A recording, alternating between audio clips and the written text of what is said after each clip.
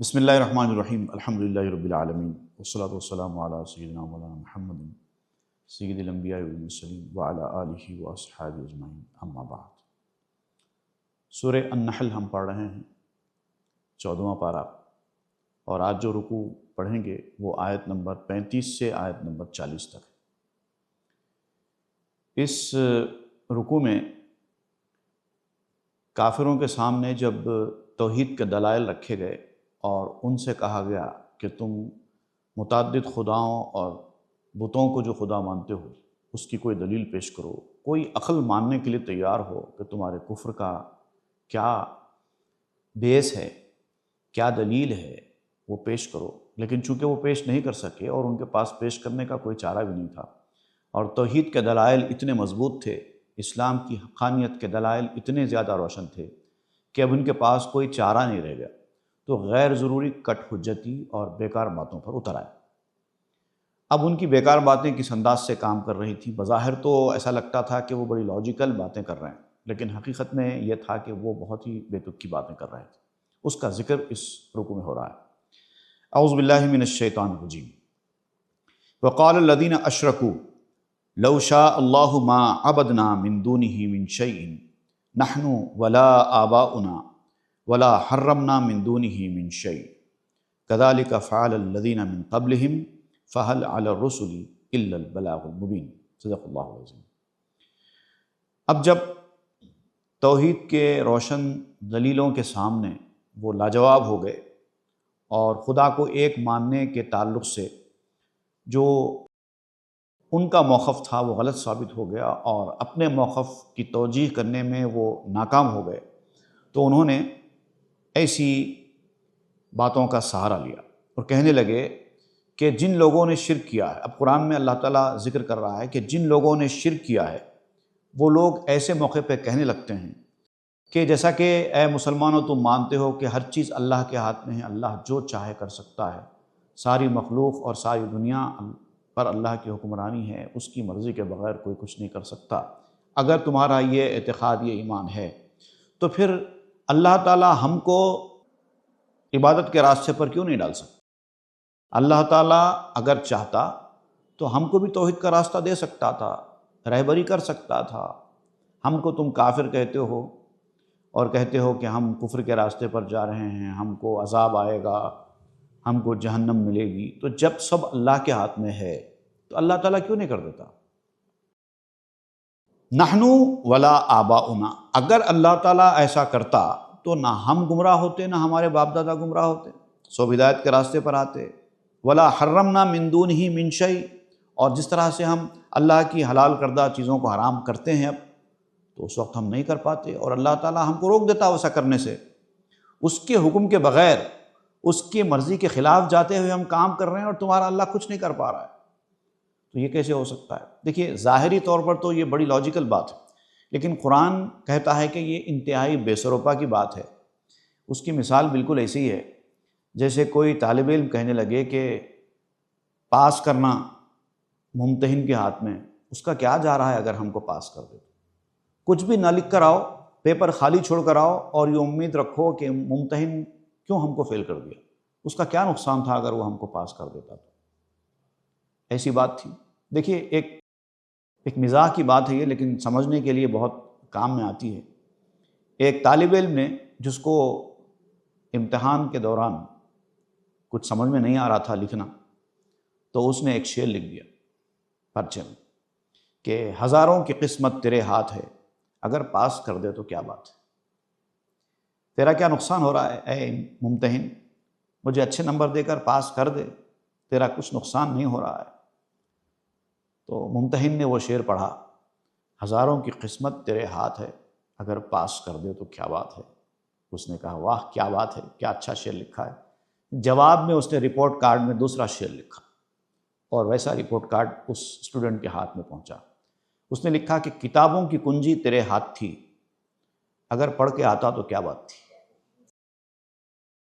تو کنجی جب آپ کے پاس ہے، آپ کو اختیار دیا گیا ہے، تو آپ کا کام یہ ہے کہ آپ اپنے اختیار کا استعمال کر کے جو ذمہ داری آپ کی ہے وہ پوری کرے۔ اللہ تعالیٰ کو اگر ایسے ہی ساری مخلوق کو جنت میں ڈال دینا ہوتا تو زمین پر مخلوق کو بھیجتا ہی کیوں؟ اور ایسا اگر ہر کسی کو برابر ہی کر دیتا، ساروں کو ہدایت کی توفیق ہی دے دیتا، تو پھر تو انسانوں میں اور گدھوں میں کوئی فرق ہی نہیں رہ جاتا۔ انسان کو اللہ تعالیٰ نے عقل دی، سمجھ دی، شعور دیا، اور پھر انبیاء کرام کو بھیجا یہ بتانے کے لیے کہ حق کیا ہے، باطل کیا ہے۔ اس کے بعد انسان کے ہاتھ میں اختیار رکھا کہ تم ہدایت کے راستے پر آنا ہے تو آؤ، گمراہی کے راستے پر بھٹکنا ہے تو بھٹکو۔ لیکن انسان نے انبیاء کرام کی باتوں کو اہمیت نہیں دی، جو دلائل روشن ان کے سامنے لائے گئے تھے اس کو کوئی اہمیت نہیں دی، اور شیطان کی باتوں میں آ گئے، اور اس کے بعد کہتے ہیں کہ ہم کو جنت میں ڈال دیتے تو اللہ کا کیا نقصان ہوتا تھا۔ ایسا کہنا تو بالکل اس طالب علم کی طرح ہے جنہوں نے ایسا شعر لکھ دیا تھا۔ تو یہ تو لاجیکل بات نہیں ہے۔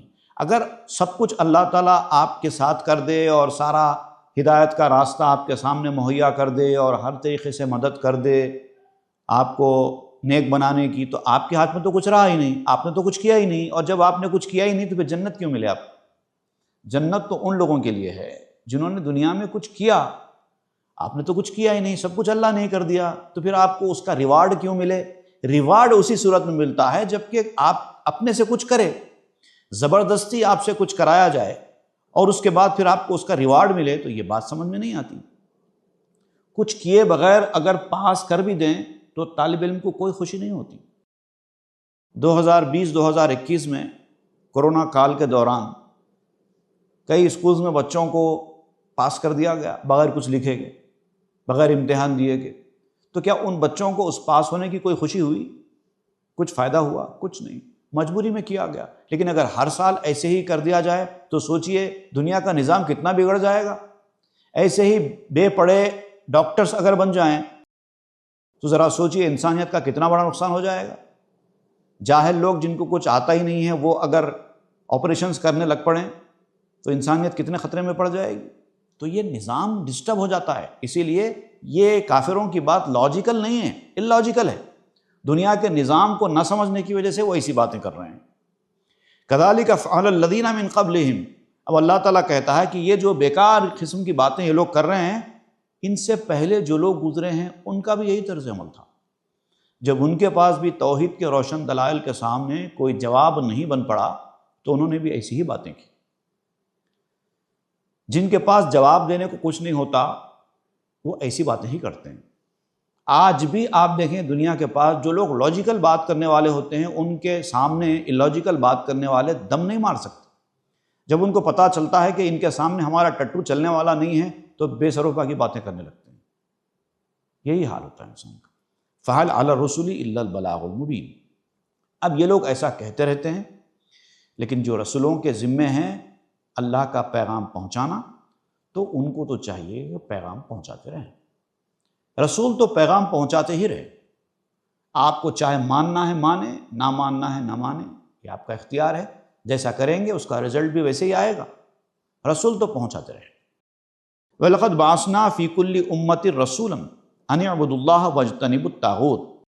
ہر امت میں اس سے پہلے ہم نے رسول کو بھیجا اسی طرح، اور ان کو یہی تعلیم دینے کے لیے بھیجا گیا تھا کہ اللہ کی عبادت کرو اور شیطان سے اور شیطانی ہٹ کنڈوں سے اور شیطانی کارندوں سے دور رہو۔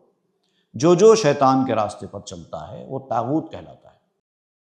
شیطان کس کو کہتے ہیں؟ شیطان مخلوق ایک جن مخلوق ہے۔ اللہ تعالیٰ نے جیسے انسانوں کو پیدا کیا ہے ویسے جنوں کو بھی پیدا کیا ہے۔ جیسے انسانوں میں اچھے لوگ ہیں، برے لوگ ہیں، جنوں میں بھی اچھے لوگ ہیں اور برے لوگ ہیں۔ جیسا کہ انسانوں میں اولیاء کرام ہیں، کافر ہیں، ویسے ہی جنوں میں اولیاء کرام ہیں، کافر ہیں، سب ہیں۔ تو جنوں کے اندر جو شیطان کے اتباع کرتے ہیں، جو شیطان کے راستے پر چلتے ہیں، ابلیس کے بتائے ہوئے راستے پر چلتے ہیں، ان کو طاغوت کہا جاتا ہے۔ اور اصل میں شیطان بولتے ہی ایسے لوگوں کو ہے جو ابلیس کے بنائے ہوئے راستے کو اختیار کر کے اللہ رسول کے خلاف جاتے ہیں۔ تو اللہ نے یہی حکم دیا تمام انسانوں کو کہ ایسے طاغوتوں سے بچ کے رہو اور اللہ کی عبادت کرتے رہو۔ فَمِنْهُمْ مَنْ هَدَى اللَّهُ وَمِنْهُمْ مَنْ حَقَّتْ عَلَيْهِ الضَّلَالَةُ۔ اب ان لوگوں میں، انسانوں میں دو کیٹیگریز بن گئی۔ ایک کیٹیگری وہ تھی جنہوں نے جن کو اللہ نے ہدایت دی۔ ہدایت کیوں دی اللہ تعالیٰ نے؟ اس لیے دی کہ انہوں نے انبیاء کرام کی باتوں کو غور سے سنا، ان کی حقانیت کو، ان کی سچائی کو مانا اور ان کی اتباع کی، ان کی بات پر کان دھر کر ان کی اطاعت گزاری کا مظاہرہ کیا، تو اللہ تعالیٰ نے ایک خاص توفیق ان کو عنایت کی۔ اس کے بعد پھر وہ ایمان والے بھی بنے اور اللہ کی عبادت کرنے والے نیک بندے بھی بنے۔ اور کچھ ایسے لوگ تھے جن کی سرکشی کی وجہ سے، جن کی ہٹ دھرمی کی وجہ سے، انبیاء کرام کی شان میں گستاخیاں کرنے کی وجہ سے اللہ تعالیٰ نے ان کو ان کے حال پہ چھوڑ دیا، ان کو کوئی توفیق نہیں دی، اور اس کی وجہ سے وہ لوگ گمراہی کے دلدل میں پھنس گئے۔ ہدایت کے راستے پر آنے کے لیے اللہ تعالیٰ کی جانب سے توفیق ملنا ضروری ہے، اور توفیق مانگتے رہنا چاہیے۔ اللہ تعالیٰ انہی کو توفیق دیتا ہے جو توفیق مانگتے رہتے ہیں اور توفیق ملنے کا راستہ اختیار کرتے رہتے ہیں۔ اگر آپ نے سرکشی، ہٹ دھرمی اور بیکار ضد کا برتاؤ کیا تو اللہ تعالیٰ توفیق دینا چھوڑ دیتا ہے، اس کو اللہ تعالیٰ توفیق نہیں دیتا۔ اور جب اللہ تعالیٰ توفیق دینا چھوڑ دے تو سوائے گمراہی کے انسان کو کوئی اور راستہ دکھائی ہی نہیں دیتا، اور اسی کو کہتے ہیں اللہ کا گمراہ کرنا۔ اللہ گمراہ کرتا نہیں، لیکن اللہ تعالیٰ نے توفیق دینا چھوڑ دیا تو آدمی خود گمراہ ہو جاتا ہے۔ فَسِیرُوا فِی الْأَرْضِ فَانظُرُوا کَیْفَ کَانَ عَاقِبَةُ الْمُکَذِّبِینَ۔ اگر تم کو یقین نہیں ہے گزشتہ لوگوں کے ساتھ کیا کیا ہوا تو ذرا زمین میں گھومو، مختلف مقامات پر جاؤ، سیر کرو، زمین کے چپے چپے کو جا کر چھان مارو، کیسے کیسے لوگ گزرے تھے، کیسے کیسے کر و فر کے بادشاہ گزرے تھے، ان لوگوں کو دیکھو ذرا جا کر، کہاں ہیں وہ لوگ؟ جھٹلاتے تھے انبیاء کرام کو، سرکشیاں کرتے تھے، ہٹ دھرمی کرتے تھے، ضد کا برتاؤ کرتے تھے، کیا حشر ہوا ان کا؟ ان جھٹلانے والوں کا کس قدر عبرتناک انجام ہوا، جا کر دیکھو، معلوم ہو جائے۔ ان تحرص علی ہداہم فإن اللہ لا یہدی من یضل وما لہم من ناصرین۔ اب یہاں پر معاملہ کیا تھا کہ رسول اللہ صلی اللہ علیہ وسلم ان لوگوں کو ہدایت کی طرف بلاتے تھے اور کوئی کسر نہیں چھوڑتے تھے ہدایت دینے کے لیے، لیکن تب بھی وہ رسول کی بات ماننے بالکل تیار نہیں تھے۔ تو اب یہاں پر اللہ تعالیٰ رسول اللہ سے خطاب کرتے ہوئے فرماتا ہے کہ اے رسول، آپ ان کو ہدایت کا راستہ دکھانے یا ہدایت کے راستے پر لانے کے لیے چاہے کتنی ہی خواہش کریں، حرص کی حد تک خواہش کریں کہ یہ لوگ میری بات مان لیں، یہ لوگ میری بات مان لیں، لیکن چاہے آپ کتنا ہی حریص ہوں ان کے ہدایت یافتہ ہونے پر، چونکہ ان کے اندر سرکشی ہے، ضد ہے، گستاخیوں کا طرز عمل ان کا ہے، تو ایسے لوگوں کو اللہ تعالیٰ ہدایت دیتا ہی نہیں۔ مسلسل سرکشی جب ہوتی ہے تو اللہ تعالیٰ اس کو گمراہی کے اندھیروں میں بھٹکنے کے لیے چھوڑ دیتا ہے، بالکل ہدایت دیتا ہی نہیں۔ ہدایت دینے کے لیے انسان کو جھکنا ہوگا، سرکشی چھوڑنی ہوگی، بات پر توجہ دینی ہوگی، حقانیت کو جاننے کا راستہ اختیار کرنا ہوگا۔ اگر آپ اس طرح کا طرز عمل رکھیں گے سرکشی والا تو اللہ تعالیٰ ہدایت دے گا ہی نہیں، اور اللہ تعالیٰ ہدایت دے گا ہی نہیں تو یہ ہدایت کے راستے پر آ کیسے سکتے ہیں؟ آپ چاہے کتنی کوشش کر لیں، کتنی خواہش رکھیں کہ یہ لوگ بھی ہدایت کے راستے پر آ جائیں آ جائیں آ جائیں، لیکن آئیں گے کیسا جب تک کہ اللہ کی جانب سے توفیق نہ ہو۔ وما لہم من ناصرین، اور اس معاملے میں ان کی کوئی مدد کرنے والا بھی نہیں ہوگا، کیونکہ جب اللہ تعالیٰ توفیق ہی کھینچ لے تو اب کون مدد کر سکتا ہے؟ وَأَقْسَمُوا بِاللَّهِ جَهْدَ أَيْمَانِهِمْ لَا يَبْعَثُ اللَّهُ مَن يَمُوتُ، اور جب ان سے کہا جاتا ہے کہ موت کے بعد پھر سے زندہ ہونا ہے، حساب کتاب کرنا ہے، میدان حشر قائم ہوگا، سارا معاملہ نمٹایا جائے گا، اس کے بعد پھر جنت ملے گی، جہنم ملے گی، جو کچھ ہوگا، جب ان سے کہا جاتا ہے تو ہنس ہنس کے اس کا مذاق اڑاتے ہیں اور قسمیں کھا کھا کے کہتے ہیں کہ ایک بار جو مر جائے اس کو پھر زندہ نہیں کیا جا سکتا، ایسا ہونے والا نہیں ہے، جو مر گیا قصہ ختم، اس کی زندگی برباد، ختم، اس کی زندگی پھر سے نہیں آباد ہو سکتی۔ مر گیا، گل گئے ہڈیاں، گوشت گل گیا، زمین نے سب کچھ کھا لیا، اب کہاں سے زندہ کریں گے؟ بلا وعدن علیہ حقا ولکن اکثر الناس لا یعلمون۔ اللہ تعالیٰ یہاں پر ان کے جواب میں کہتا ہے کہ ضرور ہوگا ایسا، زندہ کیا جائے گا، اور یہ وعدہ ہے، اللہ کا وعدہ ہے۔ وعدہ کیا ہے اس نے کہ میں ایسا کر کے رہوں گا، اور اللہ تعالیٰ ایک تو وعدہ خلافی کرتا نہیں، اور دوسرا وعدن علیہ حقاً، حق کے ساتھ، اس کے اندر کوئی شک کی گنجائش نہیں، یہ تو ہو کر ہی رہے گا۔ ولیکن اکثر الناس لا یعلمون، لیکن یہ مسئلہ یہ ہے کہ اکثر لوگوں کو اس حقیقت کے بارے میں معلوم نہیں ہے، وہ جانتے نہیں کہ ایسا بھی ہو سکتا ہے۔ لِيُبَيِّنَ لَهُمُ الَّذِي يَخْتَلِفُونَ فِيهِ وَلِيَعْلَمَ الَّذِينَ كَفَرُوا أَنَّهُمْ كَانُوا كَاذِبِينَ، اور اللہ تعالیٰ ایک دن ایسا کر کے بتائے گا تاکہ ان کے اوپر یہ واضح کرے جو اختلاف کیا کرتے تھے ان باتوں سے، ان کی آنکھوں کے سامنے کر کے بتایا جائے گا۔ اللہ تعالیٰ کو مرے ہوئے آدمی کو زندہ کرنا کوئی مشکل نہیں، پریکٹیکلی ان کی آنکھوں کے سامنے اللہ تعالیٰ کر کے بتائے گا۔ دیکھیں گے اس وقت یہ لوگ کیا جواب دیتے ہیں، تاکہ یہ کافر اچھی طرح جان لیں، اور ان کو پتہ چل جائے گا ایک دن کہ یہ لوگ کتنا جھوٹ بولا کرتے تھے۔ انما قولنا لشیء اذا اردناہ ان نقول له کن فیکون، ہاں یہ بات تو صحیح ہے کہ جب اللہ تعالیٰ کسی چیز کے بارے میں فرمان جاری کر دیتا ہے، اس کے علم میں جب کوئی چیز ہے، اس کے بعد جو اللہ کے علم میں ہے اس کو اللہ تعالیٰ فرماتا ہے کہ ہو جا، وہ ہو جاتی ہے۔ اتنا پاور ہے اس کے پاس کہ جو چیز اللہ کے علم میں ہے ابھی وجود میں نہیں آئی ہے، ابھی اس کے کوئی وجود ہی نہیں بنا، لیکن اللہ تعالیٰ کے صرف علم میں ہوگی تو اللہ تعالیٰ اس علم میں ہونے والی چیز کے بارے میں کہتا ہے کہ چل ہو جا، ابھی تک تو میرے علم میں ہے، اب ریئلٹی میں ہو جا، ایگزسٹ ہو جا، جیسے ہی حکم آتا ہے اللہ تعالیٰ کا وہ ہو جاتی ہے۔ مطلب اتنا پاور ہے اللہ تعالیٰ کا، اللہ تعالیٰ چاہے تو پوری کائنات کے پورے لوگوں کو بھی ہدایت دے سکتا ہے۔ اب انسانوں سے کئی گنا زیادہ تو فرشتے ہیں، فرشتوں کے ساتھ تو اللہ تعالیٰ نے ایسے ہی کر رکھا ہے نا، کوئی فرشتہ گمراہ نہیں ہے نا، اللہ نے ان کو ایسی توفیق دے رکھی ہے، اسی لیے کوئی فرشتہ بھی گمراہ نہیں ہے۔ انسانوں سے کئی گنا زیادہ ہے فرشتے، تو اللہ نے پیدا کیے کئی گنا زیادہ فرشتوں میں سے ایک فرشتہ بھی اللہ کے حکم کی خلاف ورزی کرنے والا نہیں ہے، اللہ کو ماننے سے انکار کرنے والا نہیں ہے۔ اللہ نے وہ بھی بتا دیا کہ ہم ایسی مخلوق بھی پیدا کر سکتے ہیں، تو انسان کو ایسا بنانا اللہ کے لیے کیا مشکل ہے؟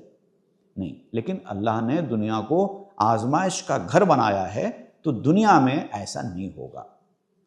دنیا میں اللہ تعالیٰ انسان کو اختیار دے کر بھیجا ہے، کافی حد تک انسان کو اختیار دیا گیا ہے، اور جتنا اختیار دیا گیا ہے اتنی ذمہ داریاں دی گئیں۔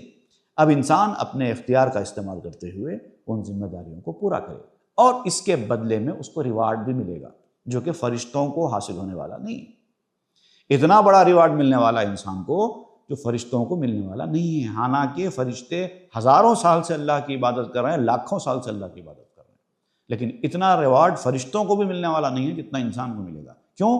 کہ وہاں پر جو فرشتے عبادت ریاضت کر رہے ہیں اس میں فرشتوں کے اختیار کا عمل دخل نہیں ہے، وہ تو مجبور ہیں، اللہ نے بنایا ہی ایسی ہے ان کو، لیکن انسان کو ایسے نہیں بنایا۔ انسان کے پاس اختیار ہے، اور انسان کے پاس شیاطین ہیں جو اس کو اللہ کے راستے سے روکتے ہیں، تو انسان ان سے فائٹ کر کے اللہ کے راستے پر جاتا ہے، اسی لیے اس کو ریوارڈ ہے۔ تو انسان بن کر رہتے ہوئے ایسی بیکار گدھوں کی سی باتیں نہیں کرنا چاہیے، انبیاء کرام کی بات پر توجہ دیں، ان کی اطاعت و فرم برداری کریں، تو پھر اچھا اجر ملے گا۔